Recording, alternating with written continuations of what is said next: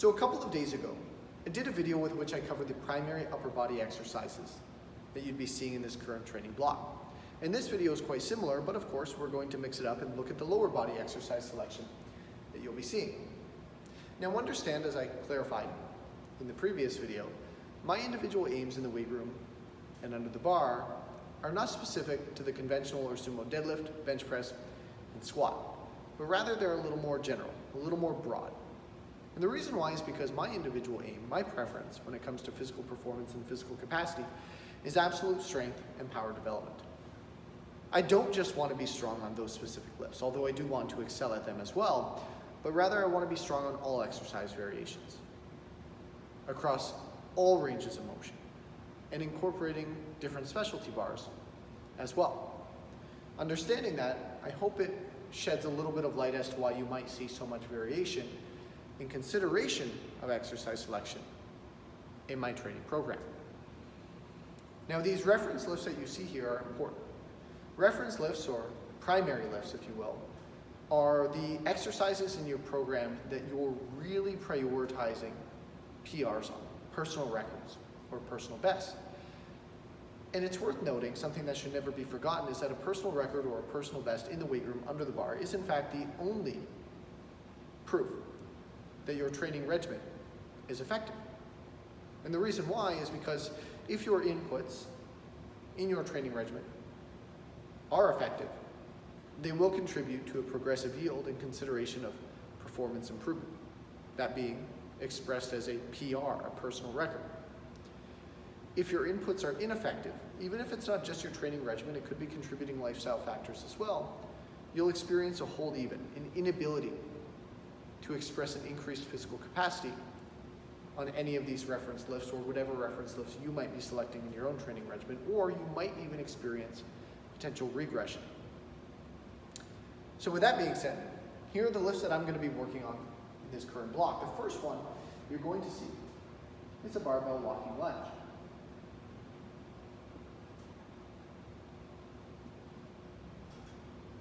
Now, the barbell walking lunge is a unilateral lower body exercise, and it's not very common to see unilateral lower body exercises prioritized as a strength primary lift. They're often incorporated as accessory exercises. And it's worth noting that it's only this calendar year that I've built out the foundation on my walking lunge enough that I've actually felt comfortable to incorporate it into my programming as such, with heavier loads and lower rep ranges. Now, part of the reason this exercise is here is bias. The other reason is curiosity. Bias because I really feel like it would be the pinnacle of performance on the walking lunge to be able to do walking lunges with 315 for 5 sets of 5 reps per leg. Something about that is very desirable to me. Call it an ego thing. Heck, I don't know why it's so appealing, but I've seen almost nobody ever do it. And so I want to be one of those few people that can. The other reason why is because I'm curious if a unilateral exercise is prioritized in consideration of the development of strength, hitting PRs in those lower rep ranges with relatively intense loads, how it will carry over to A, my confidence on other lifts, and B, my performance. So I'm looking to see if there's both a physical and mental progressive yield. So far, I found the carryover to be present, even if minimally, but I definitely feel much more confident under heavier loads on squat variations, considering my lunge has well surpassed 2 plates now. And I'm definitely finding an increased physical capacity as I'm constantly hitting PRs on the lunge every time I get underneath the bar. So that's encouraging. As I said, a PR is indicative of progressive training. It means that your regimen is actually contributing to an increased physical capacity, which is encouraging. Now right now the barbell walking lunge is the only unilateral exercise that I can put in this position because, as I mentioned, I had built out the foundation on it such that I felt comfortable to get under those heavier loads. Unilateral exercises are not exercises that you want to do twice and then slap a lot of weight on and try and work heavy weights with low reps. It's a recipe for disaster. I currently don't have any other unilateral exercises that I have spent enough time on to feel confident putting them in such a position. Next on the list, a little off topic, would be a SSB step up to the 18-inch box, because I've started to build out a foundation that I would have that confidence on in the in the near future, not the not too near future, in the near future. It's important to clarify that one. Otherwise, it's never going to show up. The second lower body exercise you'll see is a trap bar deadlift. And this is being pulled from a high handle. Now there's two reasons why the trap bar deadlift is in my programming as well. The first being is that last time I left the trap bar deadlift with a high handle grip positioning, I had maxed it out. I had nothing left in the tank. But that was probably the better part of 12 to 16 months previous. So even longer now, lockdown kind of fast forwarded my year, so it might even be closer to 18 months ago. And so I figured it's time to bring this variation back and see if I can't produce a more progressive yield, considering how much stronger I've become since the last time I used this bar. And so getting back on the bar, I have found that I'm quite a bit stronger and I'm able to excel to a much greater degree, such that I've almost already maxed out the bar that I have available, and I have to order a larger trap bar with longer sleeves so I can fit more weight onto it. The other reason is in respect to the high handle grip placement and the relative range of motion, and the fact that I already could lift more weight on the trap bar to begin with, even with a comparable range of motion as compared to my conventional deadlift. As a lot of you know, I'm working towards a 600-pound conventional deadlift. If you follow my vlog series, Road to 600, that's what that is referencing. So with the trap bar deadlift, I'm much closer to a 600-pound pull than I am on the conventional. This allows me to develop the physical strength to move in excess of 600 pounds on at least one lift, which is going to give you the confidence to break that milestone on other lifts as well. And it's also going to allow me to acclimate to those loads both mentally and physically. Third on the list, you're going to see a conventional deadlift as a primary lift. And not just a primary lift in that I'm aiming to hit PRs on it, but also primary as positioned at the very front of a training session. And this is unique for me because normally I deadlift after I'm done squats. Squats always take priority. This is the first time in years in my programming where I am literally deadlifting on its own day. And I'm very curious to see what I can accomplish with this approach, because it's worth noting that my 521 conventional that I pulled was pulled after I hit a volume squat PR. This, I believe, is valuable to note because it will be very, very interesting to me to see, as I improve the conventional deadlift and prioritize it, what will happen when I try and pull fresh. This could work the complete opposite to what I project it will, but it also could work out a lot better. It's also worth noting that for the first time ever, I'm doing quite a bit more volume on the conventional deadlift, as I normally would only do one working set, as I had accumulated so much fatigue and applied so much stress prioritizing the squat in advance on those training days. So not only am I prioritizing the conventional deadlift in and of itself fresh for the first time in years, encouraging, I'm also increasing the amount of working volume that I do on it. So not only will I become more proficient at the lift as I grease the groove and get more reps in on the bar, but I will also be applying more stress in that specific movement. So it should produce a progressive yield, but of course the only way we're going to know is at the end of the training block if I can hit an all-time best. On top of conventional deadlifts, I also have SSB squats.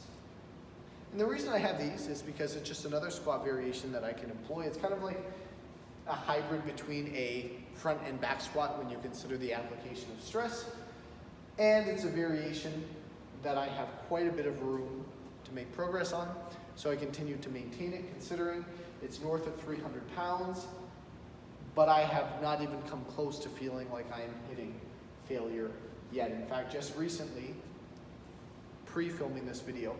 I already incorporated SSB for a set of 10, and my 10 rep max on the SSB squat is actually coming surprisingly close to what my 10 rep max was on the traditional barbell back squat, which is interesting because I haven't tried to hit a 10 rep max on the barbell back squat in a minute because I've been focusing on building out the volume on that specific variation. So simply incorporating this one for a little bit of variation through a full range of motion, and for the simple fact that there's a lot of room to make progress on it, and any lift that I can continue to make progress on a week-to-week basis, I like to keep in, as it's encouraging psychologically, and it also contributes to increased performance because it's slightly different and applies stress in a slightly different way that's going to carry over to other variations as well.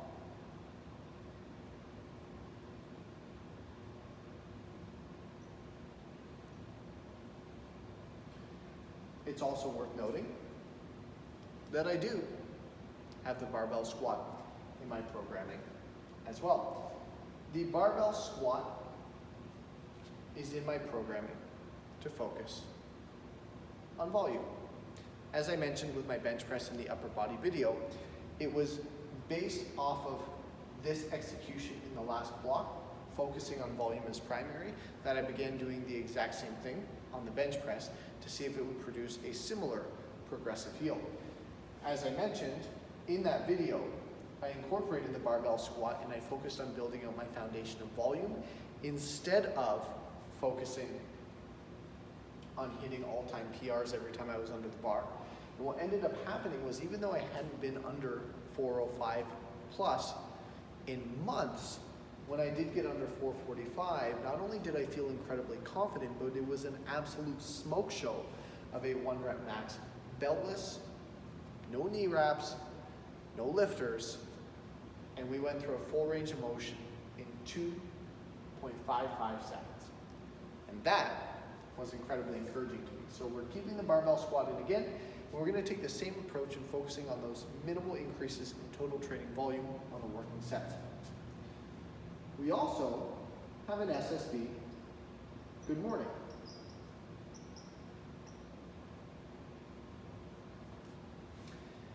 Now you could incorporate good mornings with a straight bar. I just don't feel all that comfortable doing as much. I find that it's much easier for me to maintain the bar positioning on the upper back with the SSB. I think it's more of a matter of preference. The carryover is going to be about comparable. But what I have found is that heavy good mornings carry over very well to these bad boys right here, as they really help you develop strength in a similar pattern to the conventional deadlift. Similar, not identical, but similar. And so overcoming that heavy load from a dead stop really strengthens the posterior chain and the supporting and contributing musculature, being the glutes, hamstrings, and lower back as primary. And ever since I began incorporating the SSB Good Morning, what I have found is my capacity to pull through the very end of a deadlift has improved dramatically, right? If I can get the bar up just past my mid-thigh, I'm very confident that I can finish the lift, even if it's going to be a little bit slow. And that's in large part due to the confidence I built incorporating these heavier good mornings. I also happen to have a ton of space left, or so I feel, on the good morning. I'm just starting to play in the 300-pound arena on those.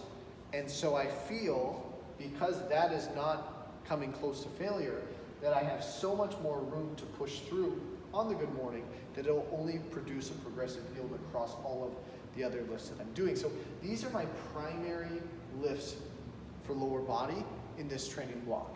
The barbell walking lunge, the trap bar deadlift with the high handle, the conventional deadlift, the SSB squats, the barbell squats, the SSB good morning. This is PR in consideration of intensity, meaning load by reps. This volume focus, this PRs across, this volume focus being the barbell squat, and SSB good morning PRs across it. What I mean the difference between PRs across and volume is that I'm looking to hit a 10 rep max, I'm looking to hit a 6 rep max, I'm looking to hit a 1 rep max on 1, 2, 3, 4. On these two specifically, I'm looking to do the most total work across my working sets in consideration of volume. So I don't care if I get in the gym on conventional deadlifts and I do an all-time 10 rep max. If I do, I do, but my main concern is that I do 0.78% more work in those working sets. I don't care if I come in and hit a 5 rep max on the barbell squat.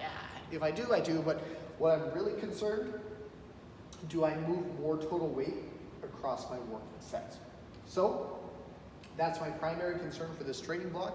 These are the lifts you're going to see as I run out of breath here because I've been talking for so long.